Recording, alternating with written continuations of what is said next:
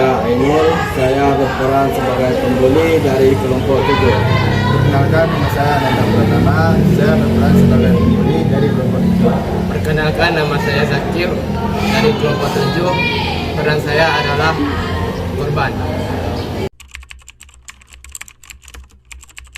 Bully adalah perilaku agresif yang dilakukan seseorang atau sekelompok orang terhadap korban yang dianggap lemah atau tidak dapat membela diri. Perilaku ini dapat berupa fisik, verbal, atau psikologis dan dapat terjadi di berbagai tempat seperti sekolah, tempat kerja, atau komunitas.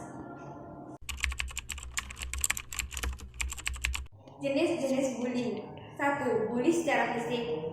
Bully yang dilakukan secara fisik biasanya meninggalkan bekas luka seperti memar. Adapun contoh tindakan bully secara fisik.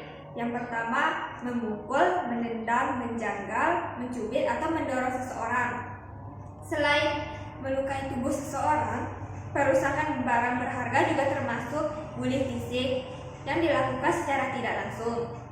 Adapun contohnya seperti merusak mobil atau mencoret tembok rumah seseorang untuk melepaskan kekesalan. Berikut contohnya.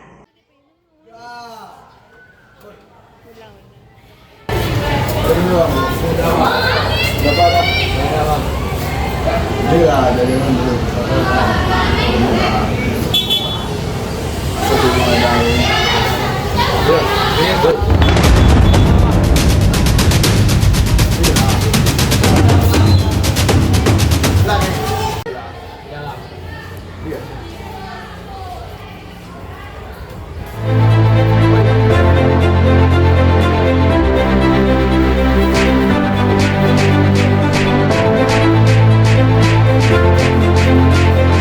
Yang kedua, bully secara lisan atau verbal. Tindakan bully ini juga bisa dilakukan secara lisan, seperti menghina, mengejek, dan menolak orang lain. Meskipun tidak meninggalkan bekas luka secara fisik, bully secara lisan ini merupakan jenis pelecehan yang ditargetkan yang pada akhirnya akan berdampak pada kekerasan fisik. Bagi sebagian orang, bullying verbal dinilai berbahaya dari bullying fisik karena bullying ini dapat menghancurkan harga diri dan citra diri korban. Kata-kata menyakitkan yang ditunjukkan pada korban akan meninggalkan bekas di dalam hati dalam waktu yang cukup lama, yang pada akhirnya akan mempengaruhi kesehatan jiwa seseorang. Berikut contohnya. Res, coba kamu lihat anak baru di sana. Yang mana?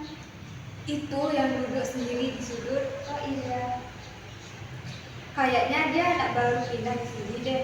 Iya, ayo kita samperin. Ayo.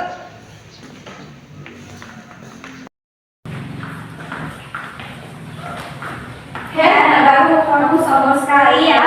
Hah? Sombong di mana ya? Dari tadi kami liatin kamu sok-sok baca buku. Hah? Blow-on banget sih kamu. Iya, udah culun, sok rajin pula. Pantes gak ada teman.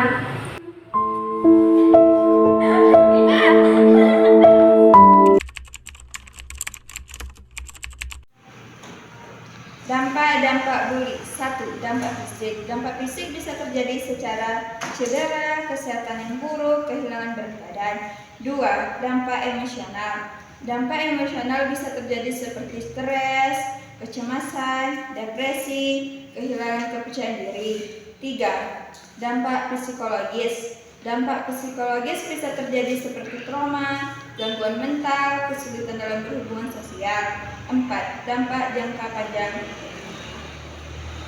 Dampak jangka panjang bisa terjadi seperti kesulitan dalam mencapai tujuan hidup, kesulitan dalam membangun hubungan yang sehat, kesulitan dalam mengatasi stres.